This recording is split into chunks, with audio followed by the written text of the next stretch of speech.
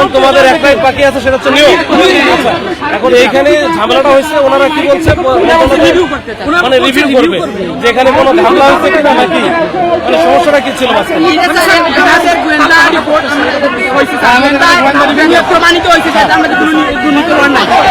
এই বিষয়টা আমি একটু ক্লিয়ার করি। আমাদের যে প্রিলি রেজাল্টটা যে দেওয়ার কথা ছিল ওইটা দেয় নাই, কয়েকটা দাব তারা কি চাইছে, ওনারা চিন্তা করছে যে কোনো অনিয়ম হয়েছে কিনা এবং অনিয়মের চেষ্টা করছে। আমাদের ডিবি পুলিশ মানে চেষ্টা করছে কিন্তু কোথাও কোনো অনিয়ম পায় না এবং সেটা রেজাল্ট দিয়ে দেওয়ার পরে এখন কেন স্যার পারবে না? এইভাবে তো আমরা